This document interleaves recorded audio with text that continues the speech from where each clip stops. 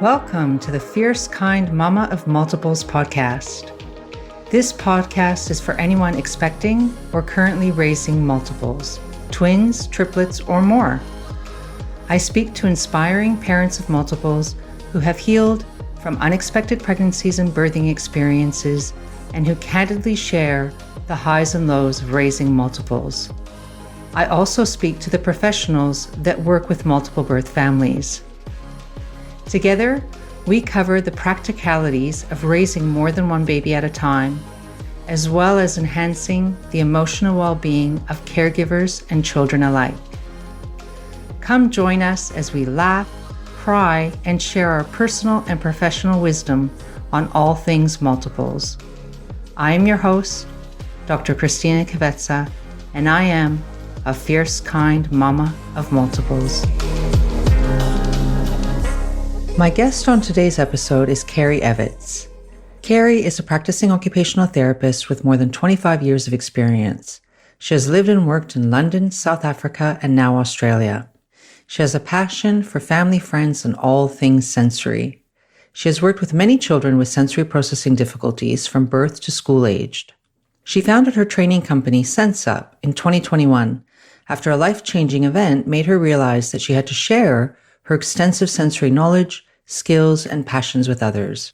Her vision is to help sensory children feel understood and supported, to celebrate neurodiversity and acceptance globally. In this episode, Kerry provides useful information for parents who may have a child with a sensory processing difficulty. I hope you enjoy this conversation with Kerry.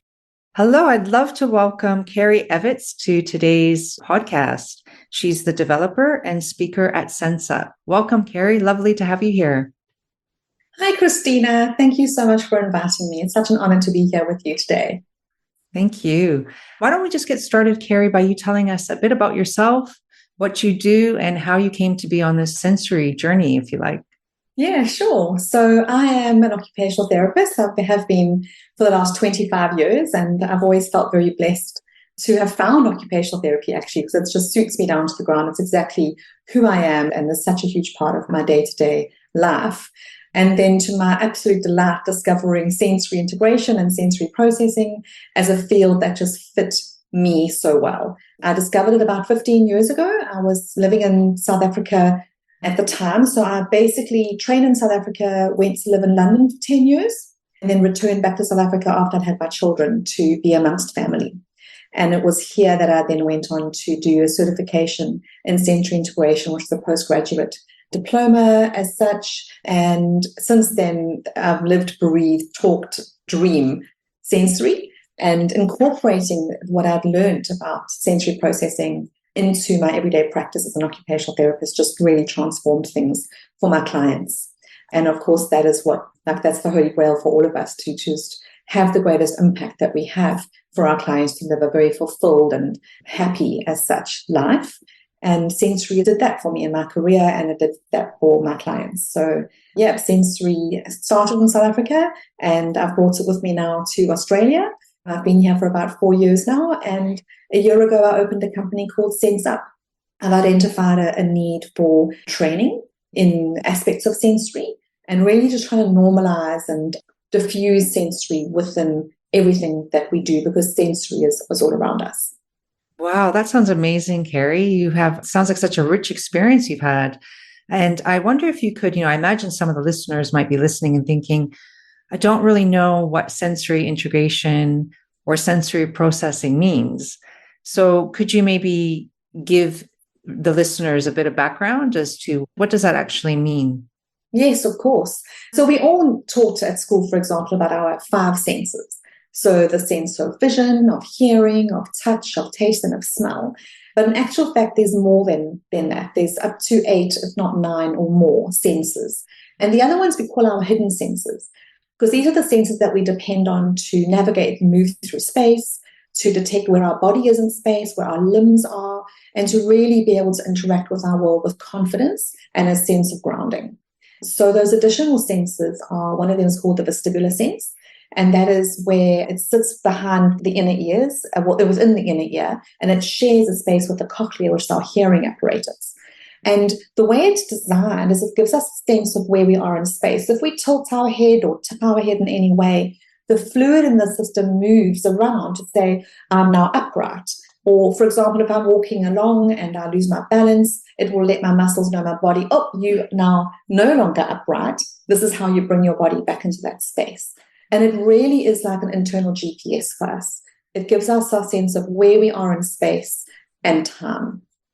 The other sense that is quite an important one is what is called the proprioceptive sense. So proprioception is in our muscles and our joints. So whilst the vestibular system's in our head, it needs information about the body. So the proprioceptive receptors are in our body and our muscles, and as we move, so the information goes back to our brain to say, oh, my arm is bent, my arm is straight. And we can, in fact, with our eyes closed, know where our body is in space because the proprioceptive system tells us that. And then another really important one, and that's a hot topic right now, is one called interoception. And that's our sense of our internal state, our internal organs, our sense of, do we need the bathroom, for example? Do we feel the urge for the bathroom? Do we feel hunger? Do we feel thirst?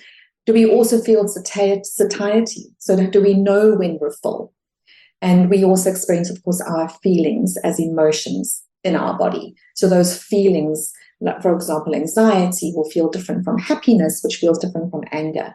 And we experience all of those sensations in our body. And that's where it feeds into, and something we can talk about later, perhaps sort of behavior management, because unless a child can feel where they are in space, unless they can feel what's happening in their bodies, how can they name it and how can they take control and find regulation, which is, of course, also what we're all after. So that, in a nutshell, is the 3 additional hidden senses, in addition to the 5 seen senses that we're all aware of. Okay, lovely. That's amazing. I mean, I think that's really fascinating. And I think that that's probably new knowledge to a lot of the listeners. What do you mean then by sensory integration? Is that something different? Or is it about integrating the different senses, including the hidden ones and the ones we know more about? Absolutely. So integration is when all 8 senses work together seamlessly with good timing and awareness in order to help us be who we are, where we need to be at the right time in the right space. And it allows us to then interact in our world in a way that is a positive experience for the world and for us. But too often what happens is that A, we don't always trust our senses, but B, often through development in utero or through genetic factors, some of our senses are either under or over responsive. And so if we have a situation where we're not getting accurate feedback from our senses to inform us how we should act in the world, then you will find that the actions or the behaviors that people present with are different than one would expect. And that's where we'll be looking at sensory processing differences, or in some countries they would refer to it as sensory processing disorder, if it was sufficient that it was impacting on a child or adult's everyday life. Okay. So I wonder if, with some of these things, when we talk about, my background, as you know, Kerry, is as a psychologist originally, and we often talk about things being on a continuum. And I know diagnostically, we often, look at whether people are meeting certain criteria, whether they have certain symptoms and all of that. But often a lot of these things seem to be on a continuum. I'm wondering, is the sensory processing stuff like that as well? Or is it something else?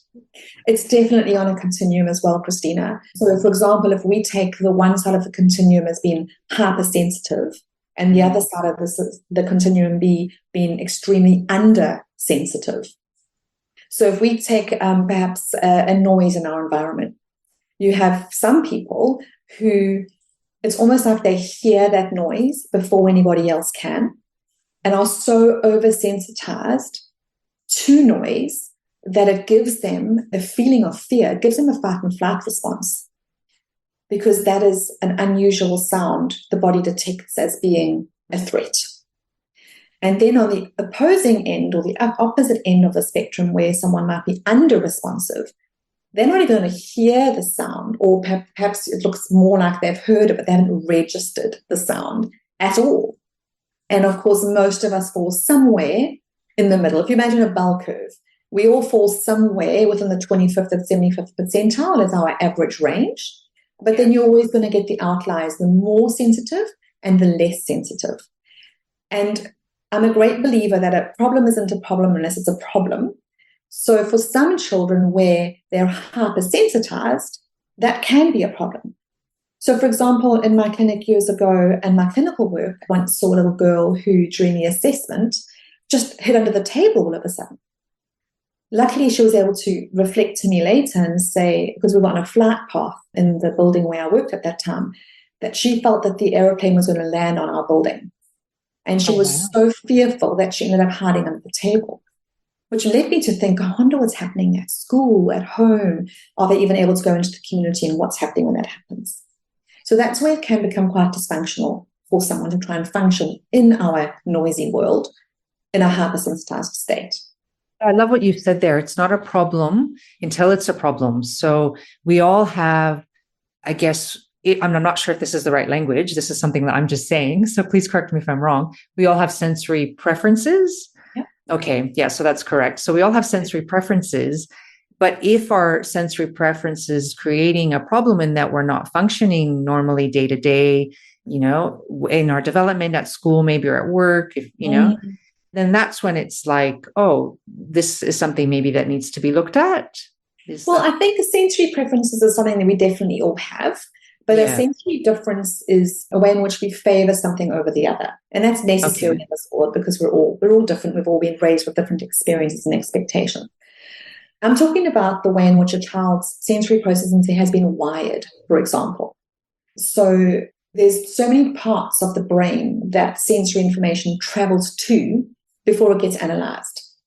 And so the level at which we talk in sensory integration theory and therapy is what's happening to that signal. Is it a highly activated signal, which means that it rushes straight in and over alerts and causes a fight and flight response?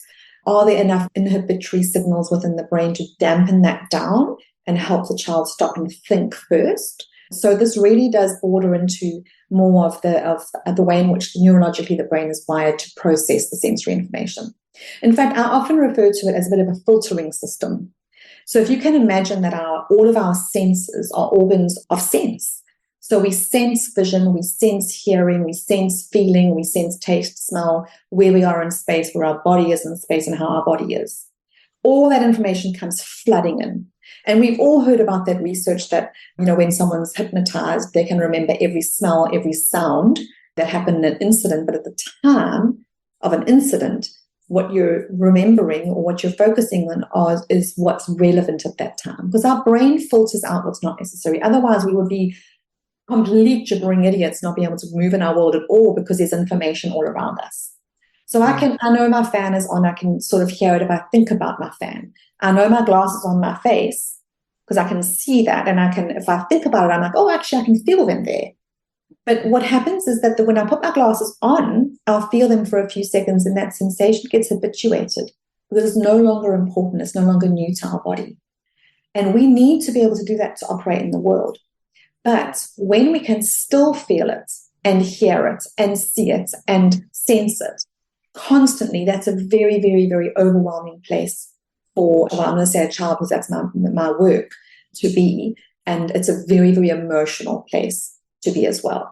So this filtering system is in some ways potentially faulty in children who bring in too much information.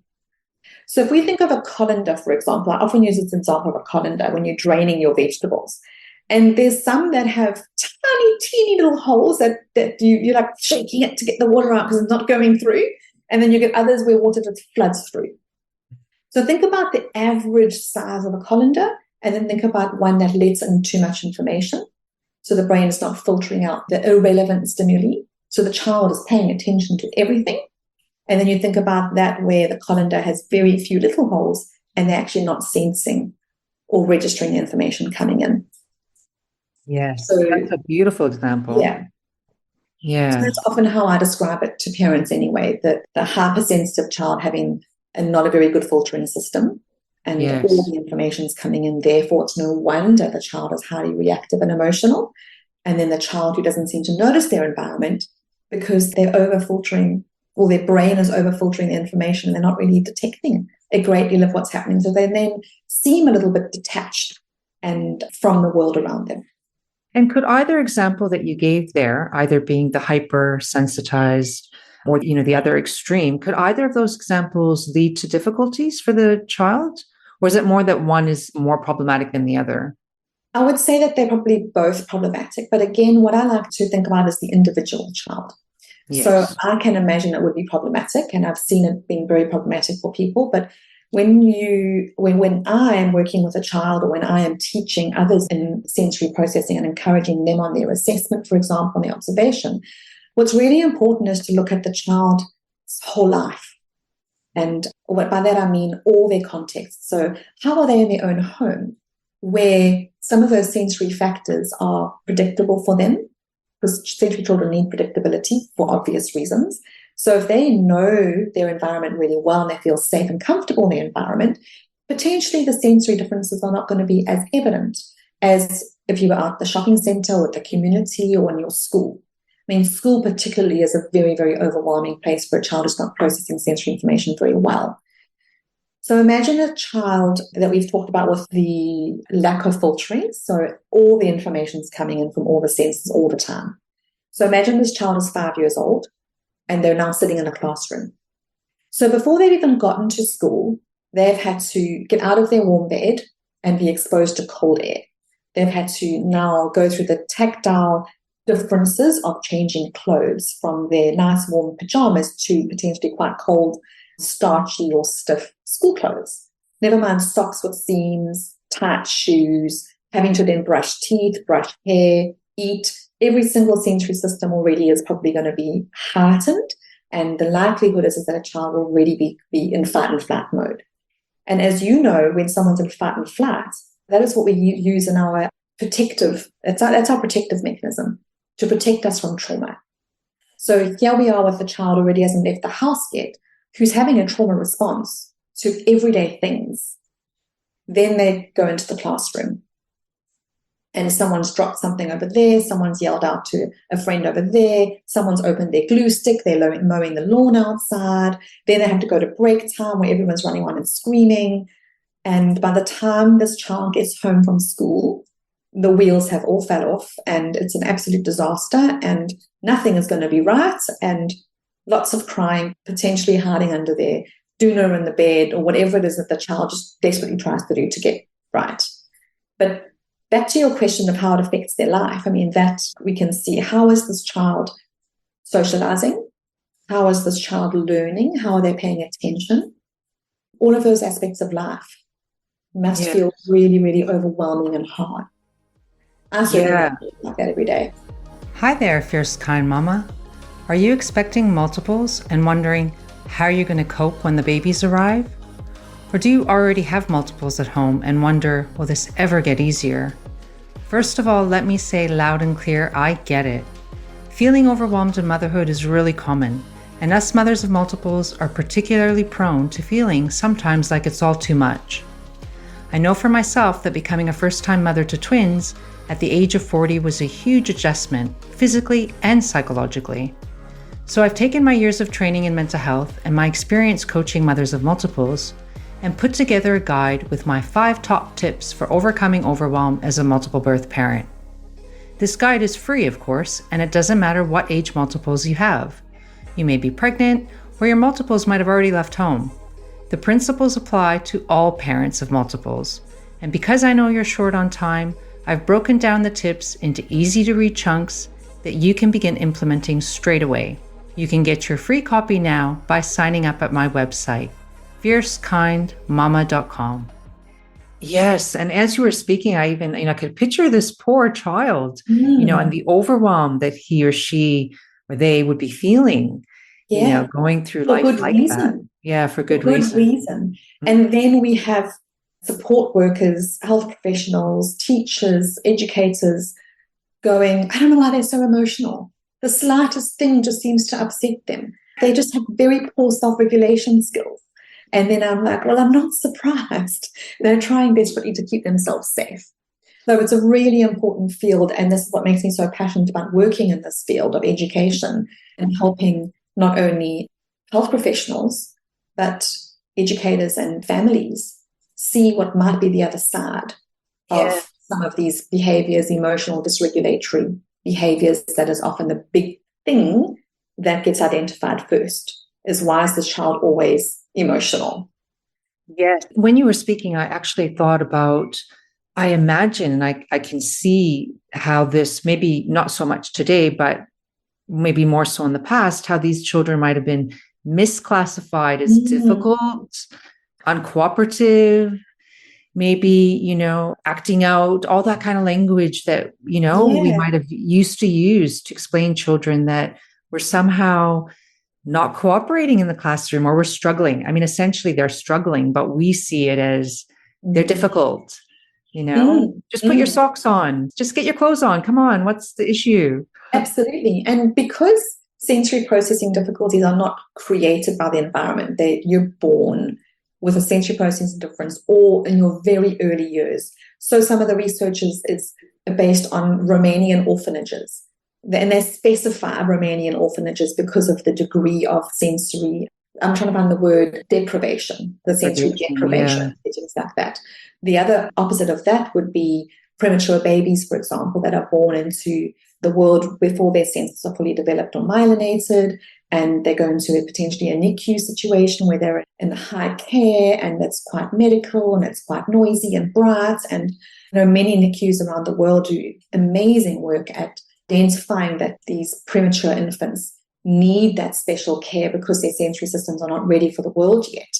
That doesn't take away from the fact that those sensory pathways didn't have the opportunity to develop fully, for example. So those are the scenarios where after a child is born, there can be environmental factors, but by and large, what they're finding is that we're born with sensory processing differences. And so when you have a situation where from very early on, a child is over-responding, in the infant research, they'll be talking about babies who are just looking away, or babies that are very fussy, babies that just don't stop crying, or they only stop crying when they're bounced, which would be the vestibular system, of course, that they're needing support in, or the child that needs tight cuddles, which supports their proprioceptive system and sense of security, or the child that doesn't like cuddles and doesn't want to be touched, which is the child who turns out often to be tactile defensive. So when from very, very early on, the baby's been trying to communicate through crying or some of their sort of erratic and jerky behaviors, that they don't feel comfortable, they don't feel okay, but we don't know what to do and how to support them unless you know exactly what you're looking for. And so from very early on, these kids learn to control their environment. And so they should. So we'll often associate more negative words with kids with like manipulation or a controller or, just wanting to get what they want. And I can't help feeling quite compassionate and going, well, so would I. Yeah. So would I. Because I don't feel safe otherwise. Yes. And that's the big thing here, isn't it? It's about the child trying to feel safe. And there's something, as you said, they were born with this, most likely the sensory difference. Yeah. And so they're navigating in the world, trying to, protect themselves from what feels quite threatening. Yeah. But they can't often verbalize it because they don't know, they just know that they don't feel right. But where's their comparison point? They've felt like that all their lives. Yes. And the parent will be like, they've been fussy since they were born. Yeah. And we sometimes end up going down medical routes of colic, for example. There's lots of research around colic and sensory differences. And we go down the routes of attention difficulties and behavioral difficulties and all these different routes that you can go down. But unless the professionals are informed and are aware of this additional factor of sensory processing, then, where does the child then end up on their journey, and are they getting the support that they need, that they don't even know that they need? Yes. And I think, being the first step, I imagine, is being aware of some of this stuff. And you were speaking about, the effects of prematurity. And I think that, having had premature twins myself and knowing many other multiple birth families, that is obviously a risk factor in a multiple birth pregnancy, is having premature babies that either spend time in special care nursery or both, special care nursery and NICU, or and sometimes extensive stays in those environments. I think it's really important for us as parents this information, I think, is not told. I was never told this. When my boys were in special care nursery, they didn't have to spend time in NICU, but nobody talked to me about being mindful of, what they might like in terms of touch, or, it was all just me trying to figure all that out. And I imagine other parents are in this similar position, not knowing why their baby, maybe one or both or three or how many they have, are crying all the time and not knowing what to do about that. And I know that plenty of parents, even just of singletons, would experience that too. But I wonder if you could speak to maybe what multiple birth families might need to be aware of and just sort of keep on the lookout for, or how they might try to get to know their individual babies and their sensory preferences or difficulties if they suspect they have them. And then what do they do about it? Yeah, of course. Well, I think in some ways with multiple births, from very early on that each of your children seem to have a different personality and also a different temperament. Now you have to wonder, and I've often wondered, because I've worked with many families, not with triplets necessarily, but definitely with twins, where one has sensory differences more so than the other one, possibly. And oftentimes the one will be in therapy, but the other one may not.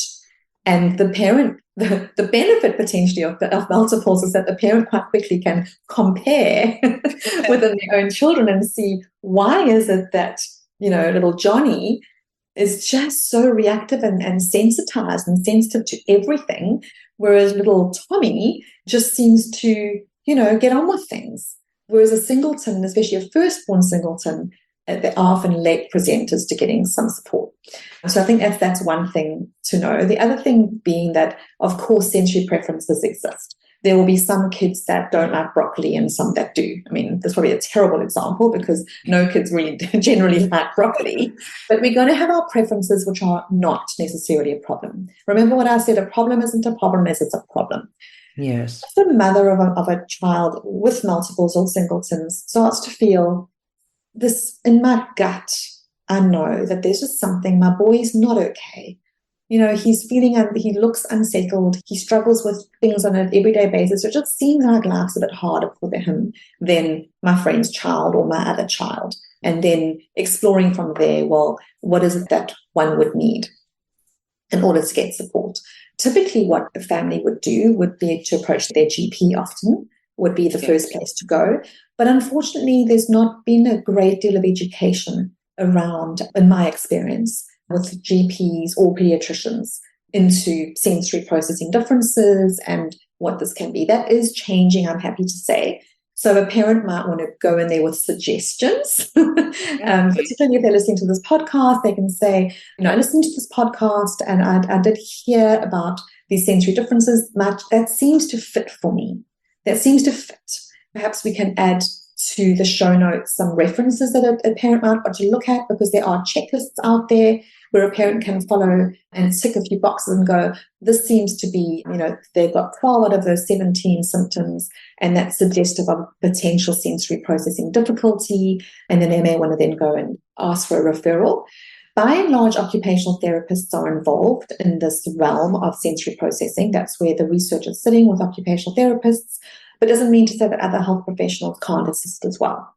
When a parent is looking for a service, though, a health professional service, they do need to be asking those questions of the health professional, because like I said, it's a fairly new in the world of occupational therapy education. The universities touch on it but don't teach it fully because it is a postgraduate. So they will be needing to find a therapy clinic where they specify that they work with sensory processing differences or disorders. And the parent might want to explore that a little bit more with them and just find out, what is their clinic space like? Do they have the facilities? And so, for example, a sensory integration clinic will use swings and balls and various sort of what we call suspension equipment, because we work so much with the internal system of the vestibular system, that movement system. And swinging and moving is such a huge component of some of the background work we do in therapy to help remediate and help these nerve pathways to integrate more effectively in time and space. So those would be the sorts of things I'd be advising parents to do, looking up some checklists, doing some reading, considering their own sensory profile, because you might have a parent who's like a social butterfly parent, for example, and they're going out a lot, but their child's fussy and pretty grumpy every time, and they're like, my baby doesn't like going out. Probably not, actually. And how the mum can then get some tips and tricks as to how she might be able to facilitate a calmer, more safer environment for her child, but still look after her own needs as a social mother. So there, again, I'll provide some of those references for mothers to and parents to be looking at if they find that helpful. Yes, I think that would be amazing. Yeah. And there's one other thing I'll mention in my experience with working with families with multiples is that the squeaky wheel gets, of course, the oil. And so if you've got multiples and one's the squeaky one, it's really important to find a therapy clinic that will really support you as a family, not just the one child who's been squeaky. So oftentimes in my therapy in the past, I've incorporated play sessions, sibling sessions, where the siblings get an opportunity to play together in a space where it can be facilitated to be a positive experience from beginning to end. Siblings love playing together, especially multiples, but those that have sensory differences will play in a different way.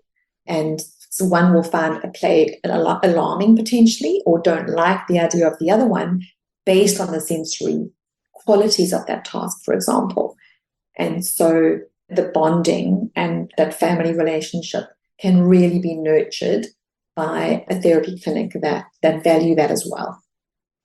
That's amazing information. You know, when you were speaking, I was thinking siblings, multiples love to play together, yes, but they also love to fight. There's lots of conflict, and that can happen. And when you were speaking, I was thinking, I wonder if sometimes that's due to these differences, that maybe one of the multiples is preferring something that the other one or the other two, whatever, how many we have, don't like.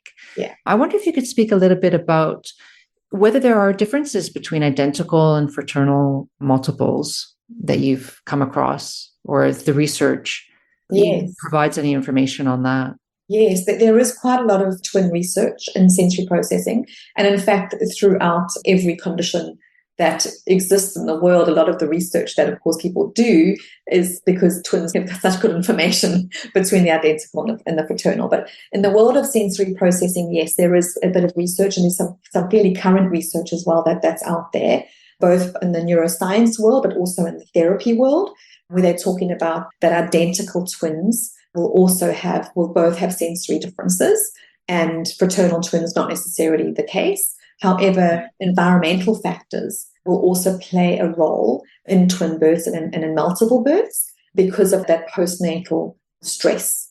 So both the felt stress, the experienced stress by the mother, but also the environmental stress trying to manage both children. If you do have one child that's fussy and the other child's not, then of course the noise levels in the house differ. If there's a first child that's a singleton, then there's another challenge and another layer that I don't profess to even understand. I've got 3 singletons and all 3 very different sensory profiles as well. So for example, the challenges that I have are things like, depending on the sensory preference, the child often responds differently to a discipline technique that we may use. So it may be that our firstborn responded very, very quickly to something as simple as I'm counting to 3, whereas the second-born would count to 3 for me.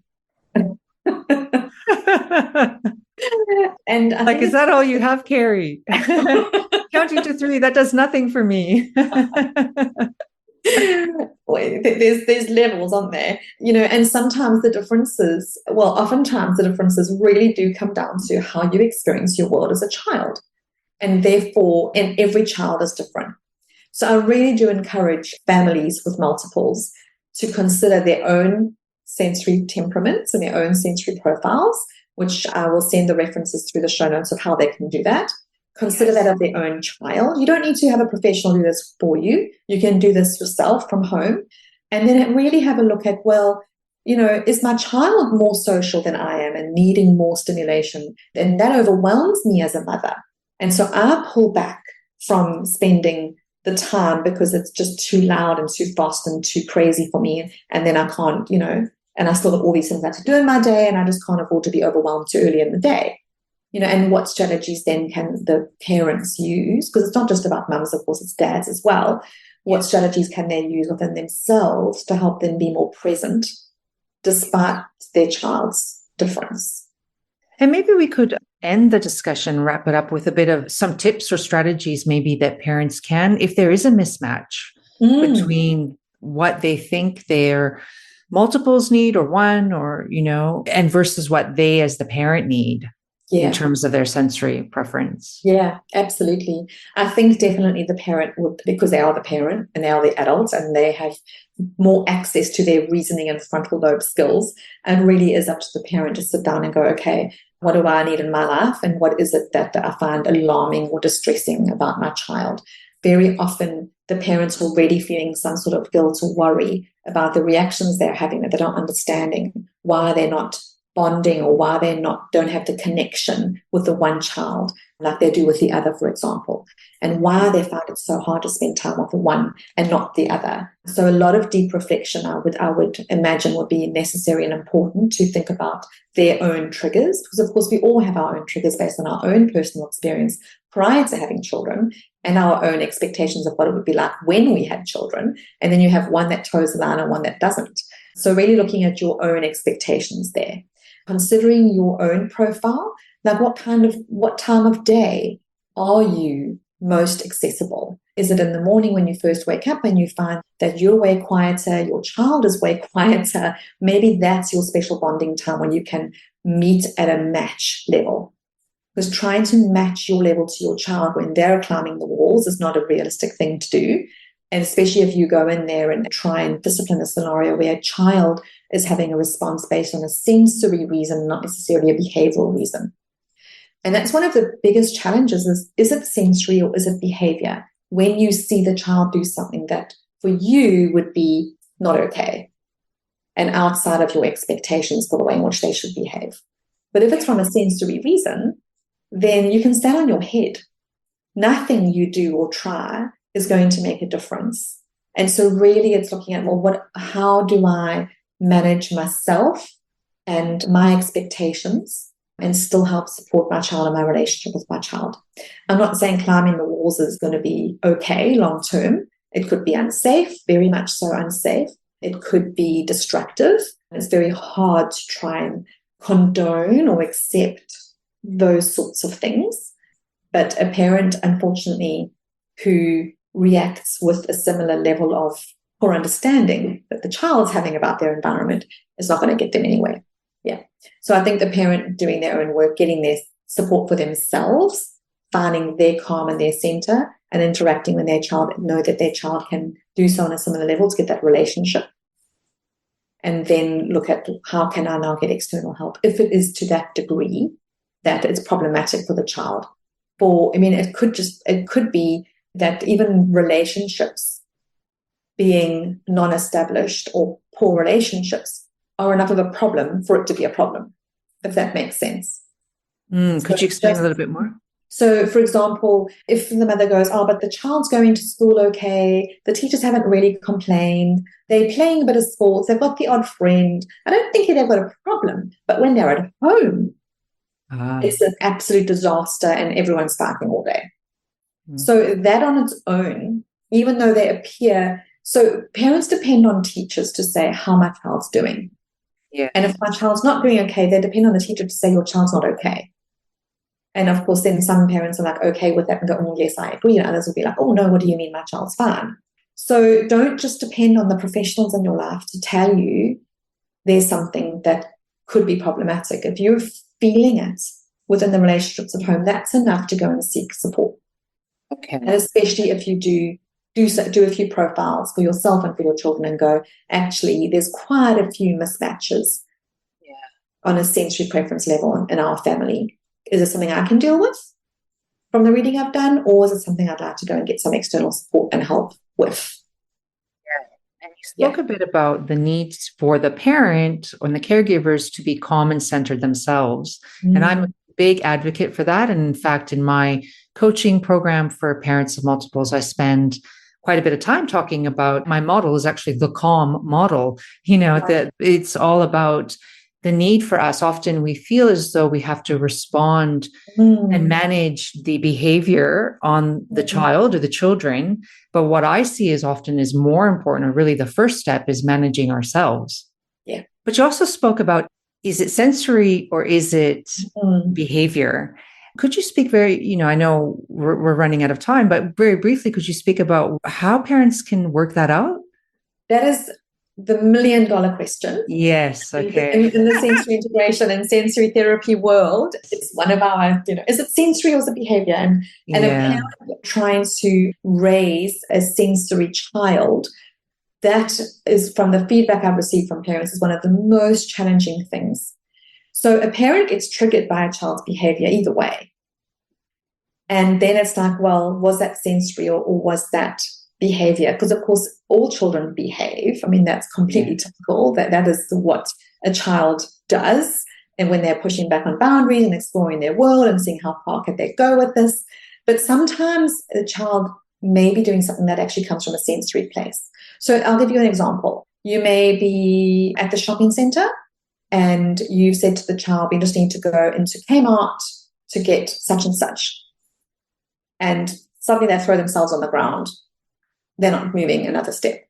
And then you've got potentially a tantrum on your hands. You've got some really big emotions happening that seem to have come out of the blue. So many parents might look at this and go, oh, they're tired now, or they just want to go home, or they just want to get back to their Xbox, and now they're just performing, and they just, that's them controlling the situation. Whereas I might think to myself, what is it about Kmart?